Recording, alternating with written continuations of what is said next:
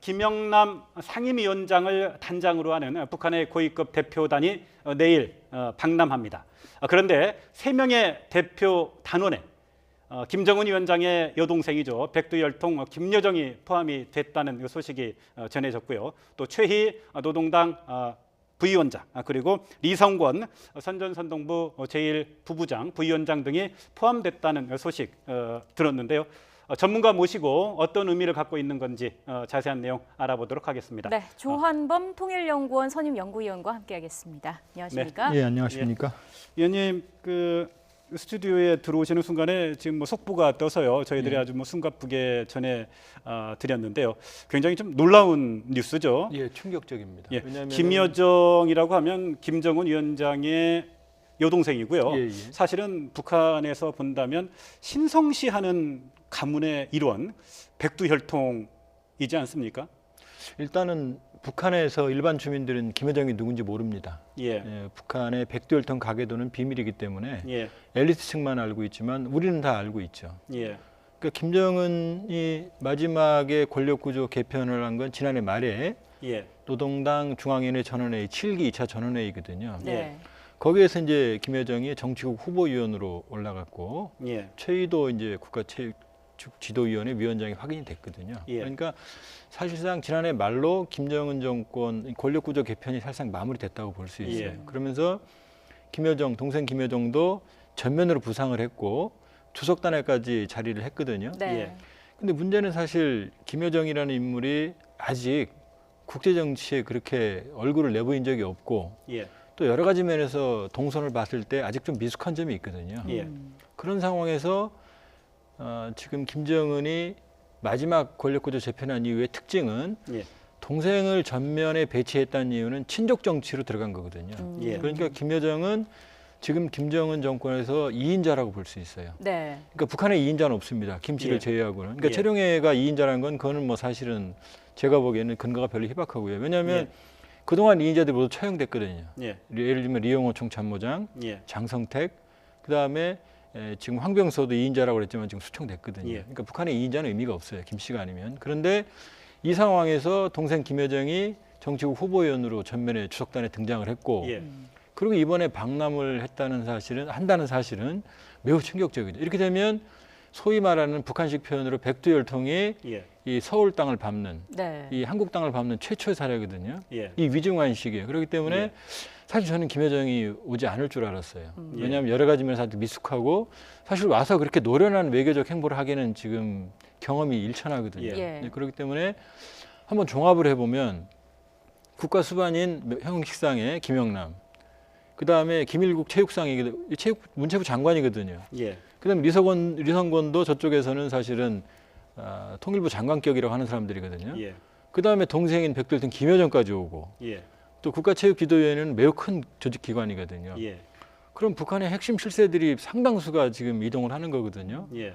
여기에 얼마만큼 김정은 정권이 이번에 방남에 대해서 비중을 두는지를 이게 읽을 수 있는 대목이죠. 예. 왜 이렇게 북한 당국에서 평창 올림픽을 이렇게 중히 생각을 하는지 그 이유가 있을까요? 결국 이제 평창 마케팅의 정점이 김여정입니다. 예. 결국 이제 지금 펜스 부통령이 뭐 북한이 올림픽을 하이제킹했다, 네. 납치했다 이런 표현을 썼는데 김여정이 옴으로써 사실 모든 시선은 김여정에 갈 수밖에 없죠. 예. 전 세계적인 시선이. 그러니까 예. 지난해 지금 북한의 이 전면적인 우리가 당혹스러울 정도의 전면적인 평화 공세는 예. 전술적 차원의 변화라고 볼 수 없어요. 예. 큰 틀의 전략적인 변화를 선택을 한 것 같고요. 그건 이미 지난해 말에 국가 핵무력 완성을 선언을 했고 이 이야기는 예. 더 이상 핵실험과 ICBM 도발은 안 한다는 얘기입니다. 저 당분간은. 그러나 기술적으로는 아직 문제가 많거든요. 네. 예. 그러니까 정치적으로 선언을 한 다음에 그 다음에 전면적인 대남 평화 공세, 그 다음에 미국과는 핵을 가진 상태에서 협상을 하겠다는 전략적인 선택을 한 것으로 보여지거든요. 예. 예. 그러니까 사실 이 평창을 계기로 북한식의 출구 전략을 만드는데 올인을 하는 거죠. 예. 그러면 이번 그 평창 그 동계 올림픽을 계기로요.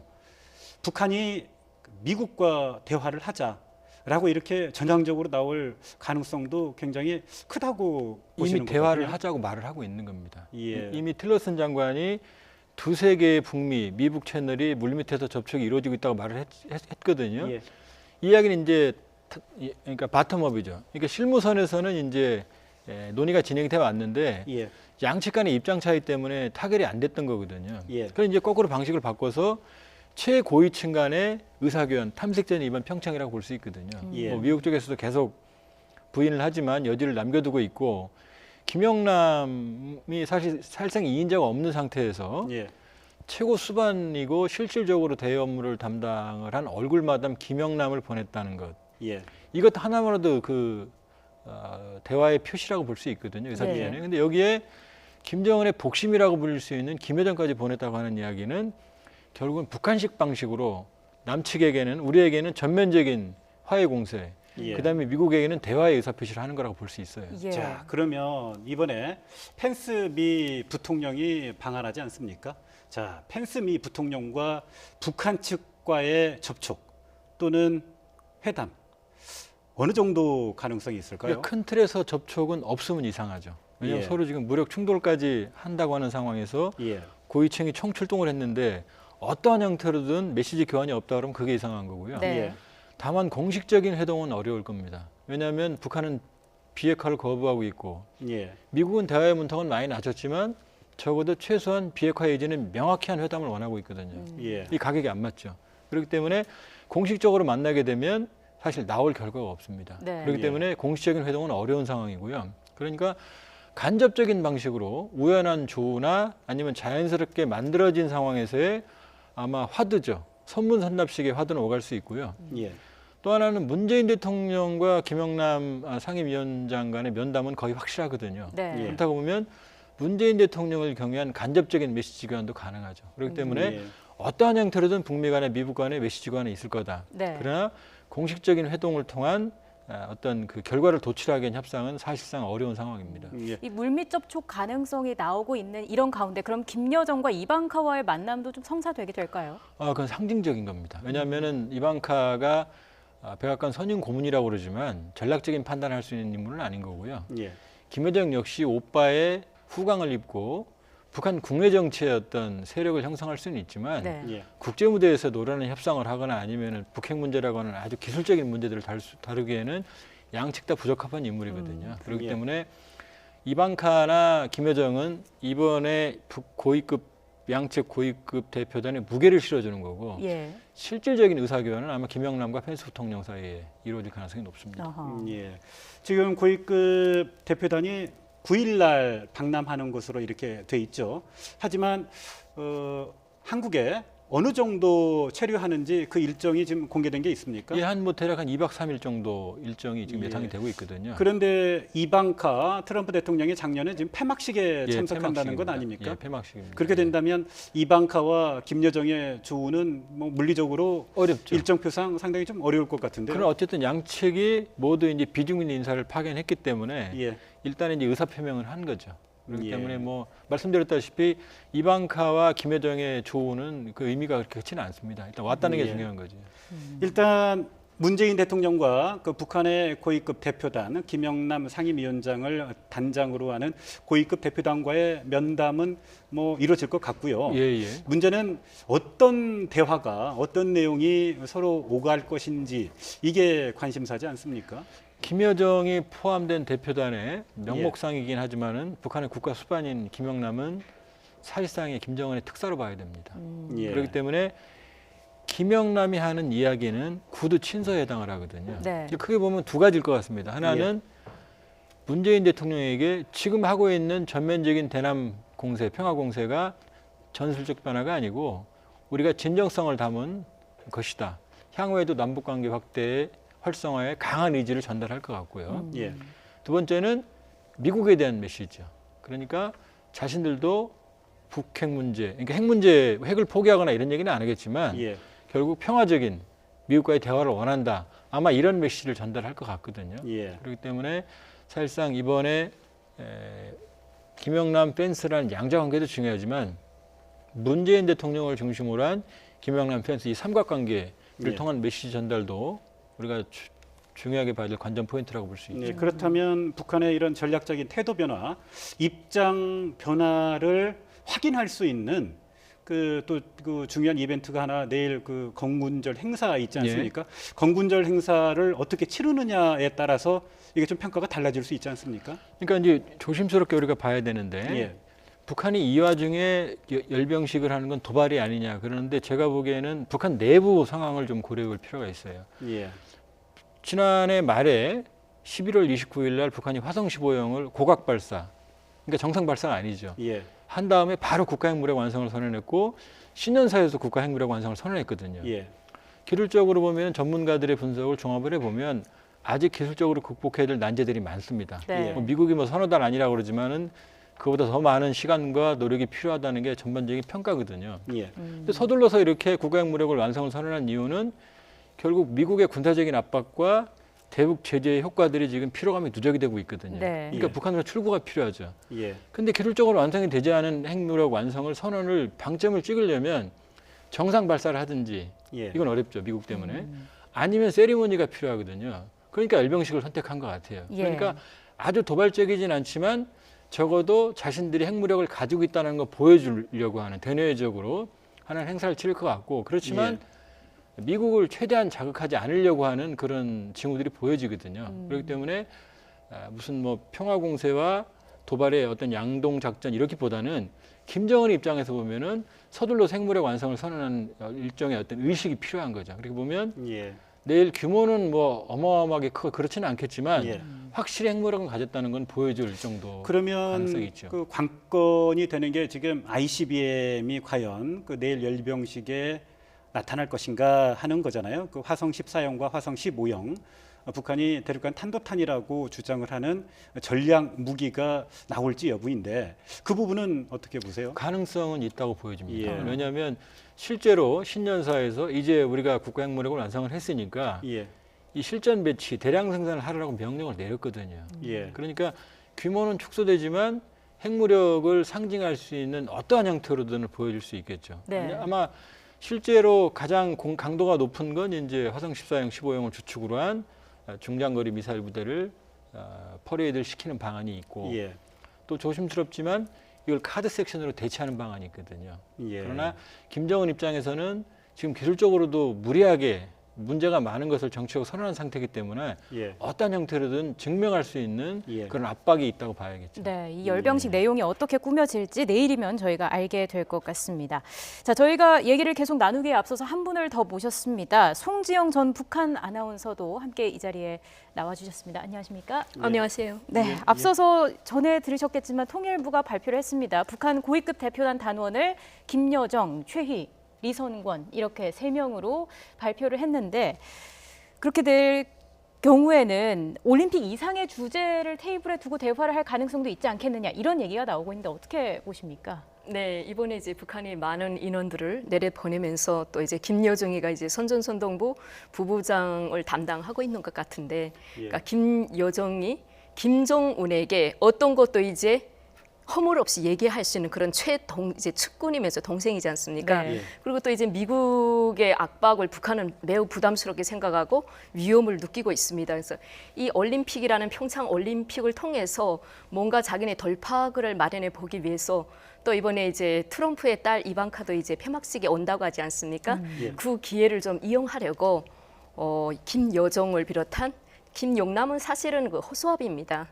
허수아비라고 말씀드려서 좀 그런데, 그러니까 그 명목상으로는 북한에서 오랫동안 지금 90세가 넘도록 당중앙위원회, 상미위원회 위원장까지도 이제 맡고 있지만 사실은 뭐 김용남은 이제 허수아비라고 볼 수 있고요. 김여정이 실질적인 실권자다 이렇게 보면 되겠습니다. 그런데 그 조금 전에요, 우리 조한범 그 연구위원께서도 지적을 해주셨지만 정작 북한 사람들은 김여정의 존재에 대해서 잘 모르고 있다고 하던데요. 실제 북한 주민들은 뭐 김여정의 존재를 어느 정도나 인식하고 있습니까? 아마 지금 그러니까 옛날에 탈북해 온 분이라든지 그리고 이제 많은 탈북민들은 김여정이 존재하지 않을 때 탈북해 온 분들도 많을 거고요. 네. 그 속에 연구위원들도 끼었는지 모르겠습니다. 그렇지만 최근 북한에서 김여정의 위상은 예전에 김경희의 위상보다도 더 높다고 할 수 있습니다. 예전에 김경희 같은 경우는 아빠가 있는 상태에서 자기 오빠가 있고 그 오빠의 동생으로서 이제 존재를 했는데 당정위원회 경공우 부부장까지도 이제 존재를 했는데 김여정 같은 경우는 김정은이 지금 북한에서 이제 따왕이라고 하는 이제 수령 우두머리고 그 바로 측근 동생입니다. 그리고 네. 김정은 같은 경우는 자기 이제 측근, 자기 친동생 내놓고는 누구도 믿지 않습니다. 자기 고모부도 정말 엄격하게 쳐내는 그런 완강한 이제 배짱을 가졌기 때문에 김여정은 김경희에 비하지 못할 정도로 막강한 실권자다. 이렇게 저는 봅니다. 위상이 예. 있다라는 네. 말씀을 해주셨는데 아까 위원님께서 친족 정치에 들어갔다 이런 예, 점에서 그렇게 의미를 봐야 부여할 수 됩니다. 있다라고 예, 말씀해 주시지 않았습니까? 김여정이 그럼 김정은의 대리인 역할을 하게 되는 건가요? 이번에는 이제 그 사실상 김정은의 메시지는 아마 이제 김영남의 입을 통해서 문재인 대통령께 전달이 될 거예요. 네. 예. 그러나 김여정이 왔다는 이야기는 사실상 김여정이 사실은 그 모든 상황을 사실은 김정은에게 그대로 보고를 하게 되죠. 가감 없이. 예. 그렇기 때문에 김여정이 왔다고 하는 사실 자체는 김여정이 그렇다고 문재인 대통령 예방할 수는 없거든요. 네. 예. 그러니까 김정은이 여기에다 무게감을 실어준 거죠. 어차피 북한에 이인자가 없는 상황에서 지금 친족 정치로 들어갔기 때문에 사실상 김여정은 실질적인 이인자죠. 그러나 김여정이 뭐 북핵 협상을 하거나 아니면 의전에 따라서 문재인 대통령 예방하거나 그럴 정도의 어떤 능력은 되지는 않기 때문에 네. 실질적으로는 김여정이라는 사고 방식이 이제 그 내부적으로 그 팀 안에서 이제 의사가 전달이 되겠죠. 그러니까 평양에 있는 김정은이 김여정을 통해서 이 고위급 대표단 전체를 리모트 컨트롤한다고 보면 되는 거고요. 예. 이 모든 상황은 김여정을 통해서 평양에 있는 이제 김정은에게 전달이 되겠죠. 예. 지금 문재인 대통령과 김영남 상임위원장을 단장으로 하는 북한의 고위급 대표단과의 그 면담 그 형식도 사실은 그 관심이 가는 대목인데요. 이게 단독 면담이 될지 아니면 대표단 전체를 문재인 대통령이 면담하는 형식이 될지 이런 부분은 아직 뭐 결정된 건 아니죠. 결정은 된 건 아니죠. 그러나 만일 제가 문재인 대통령이라면 예. 저는 단독 면담을 하겠습니다. 왜냐하면 김영남 상임위원장과요. 그렇죠. 왜냐하면 예. 어차피 특사로서의 어떤 의미가 있는 인물이고 예. 김여정까지 보냈다는 이야기는 그러면 문재인 대통령께서 이번 평창 올림픽에서 굉장히 북한에게 많은 양보를 했거든요. 단일팀 구성부터 시작해서 예. 뭐 거의 지지율까지 일부 변동이 있을 정도로 감수를 하면서까지 북한에게 양보를 하고 있는 이유는 이 평창 올림픽을 통해서 한반도 무력 충돌의 위기, 북핵 문제의 절박한 이 상황을 평화적으로 국면 전환하겠다는 거거든요. 네. 예. 그럼 사실 김영남 상임위원장이 왔을 때 김영남 상임위원장의 독대를 통해서 확고한 의사를 전달할 필요가 있죠. 김정은에게 직접적으로 주는 메시지를 전달할 필요가 있죠. 그렇기 때문에 우연한 뭐 평창에서의 어떤 그런 행사에서의 조우나 이런 게 아니고 네. 청와대에 초청을 해서 면담을 하고 확고하게 김정은 위원장에게 메시지를 전달하는 게 효과적이죠. 예. 우리 측 입장을 제대로 전달하는 어떤 계기, 기회로 삼아야 한다. 그럼요. 왜냐하면 이런, 이렇게 예. 만들어질 기회가 없잖아요. 사실. 네. 예. 또 한 가지 관심이 가는 대목이요. 과연 그 북한의 고위급 대표단이 그러니까 상임위원장 김영남 단장이 김정은의 입장 전달을 위해서 친서라든가 이런 부분들을 갖고 올 가능성 이 부분도 상당히 좀 관심이 예, 저는 가는데요. 뭐 친서의 가능성 일단 김영남 상임위원장 자체가 특사 성격이 있고요. 예. 그렇기 때문에 최소한 구두 친서 정도는 전달을 할 거다. 예. 그렇게 보고 있습니다. 그럼 이 대화가 마련된 자리에서 한미 훈련 중단이라든지 이런 좀 과도한 요구라고 해야 할까요? 이런 요구를 해올 가능성도 있습니까? 만일에요. 김영남 상임위원장이 문재인 대통령에게 한미훈련 중단하라고 그러면 문재인 대통령께서 그런다라고 말할 수가 없죠. 예. 그걸 북한도 알고 있죠. 그렇기 예. 때문에 일각에서 뭐 이번을 북한이 체제 선전을 하는 장으로 만들 거다. 그렇지 않을 겁니다. 오히려 북한에 대한 이미지를 개선시키고 매우 서정적이고 세련적인 행보를 보일 거고요. 네. 김영남 상임위원장 역시 그럴 것 같습니다. 다시 예. 말해서 큰 틀에서 민족적인 화해, 민족 간의 협력, 그다음에 남북 화해에 대한 김정은의 위원장의 의지 이런 예. 걸 전달하지 아주 민감한 의제들을 꺼내서 이 상황을 악화시킬 것 같지는 않아요. 네. 예. 사실은 문재인 대통령은 얼마 전에도 분명하게 입장을 밝혔죠. 평창 동계 올림픽을 계기로 해서 남북한 간에 좀 이렇게 평화적인 분위기를 정착을 하고 그리고 이어서 북미 대화로까지 이어질 수 있는 예. 좀 모멘텀을 만들어 보자는 게 예. 우리 정부의 일관된 입장이지 않습니까? 지금 그런 제안에 북한이 지금 적극적으로 호응하고 나서는 것으로 이렇게 평가할 수 있을까요? 나서고 있는 거죠. 근데 예. 문제는 북한은 미국이 원하는 비핵화는 안 하고 예. 남북 관계는 확대하고 북미 대한 미국 대화는 하겠다는 거거든요.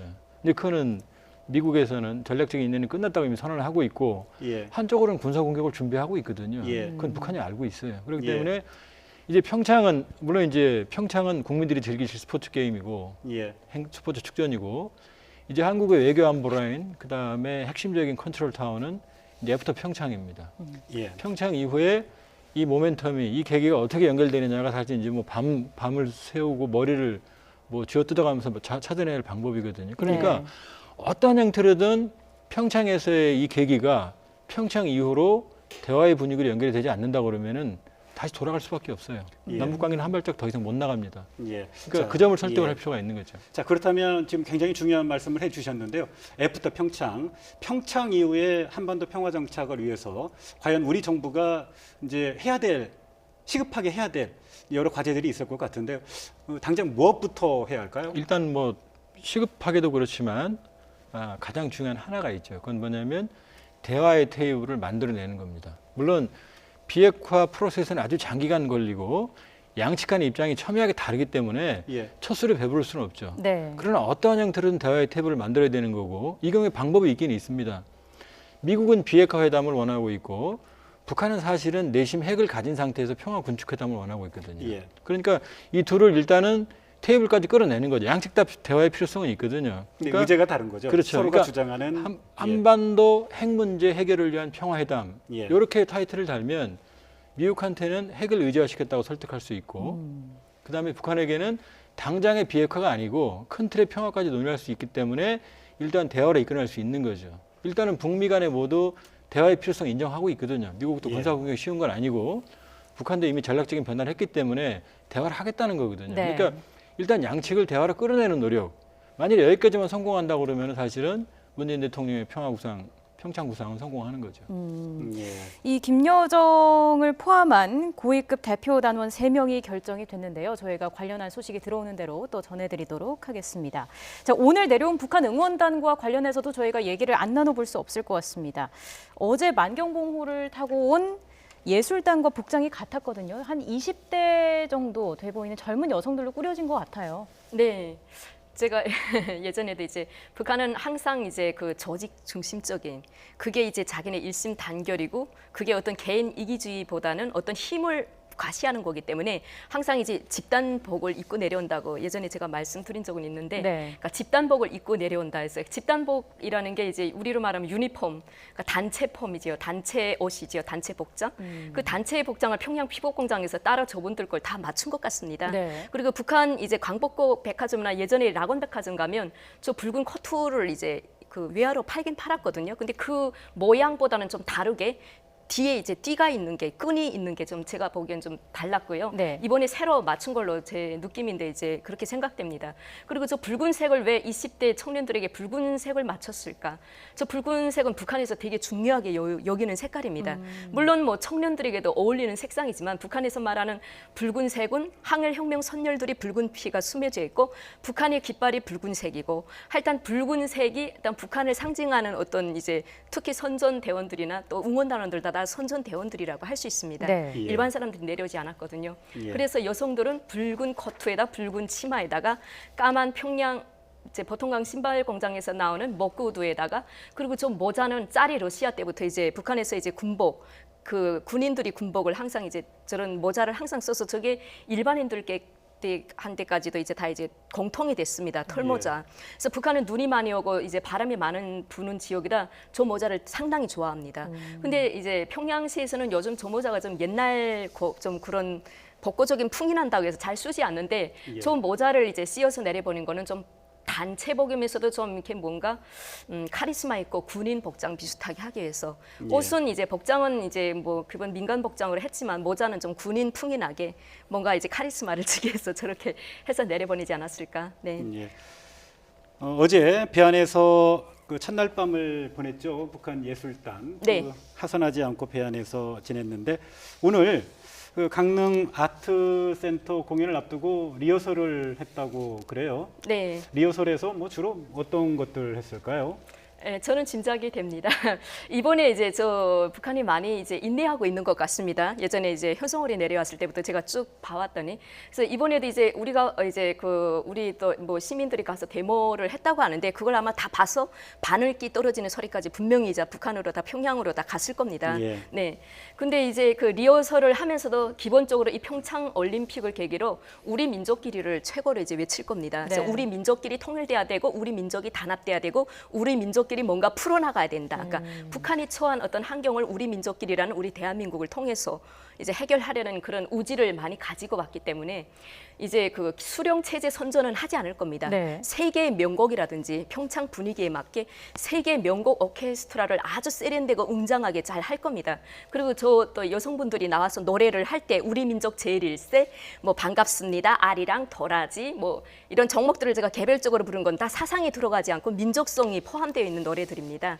예. 또 이제 거기에 군반 타령이라든지 우리 민족 제일일세, 뭐 그리고 또 우리 민족끼리 뭐 통일아 언어라 뭐 이런 노래도 부를 것이며 거기에 좀 더 부른다면 이제 계몽가요라고 하는 우리 공통적인 노래가 있습니다. 네. 우리가 일제 강점기 때 우리 민족의 한이 서린 노래, 어떤 계몽시키기 위한 노래, 뭐 옛항성터라든지 찔레꽃이라든지 뭐 나군의 소름이라든지 뭐 또 봉선아 울지 마라 울 밑에선 봉선아 뭐 이런 노래도 부를 것이며 거기에 또 이제 곁들여 가지고 좀 새로운 이제 북한에서 생활가요.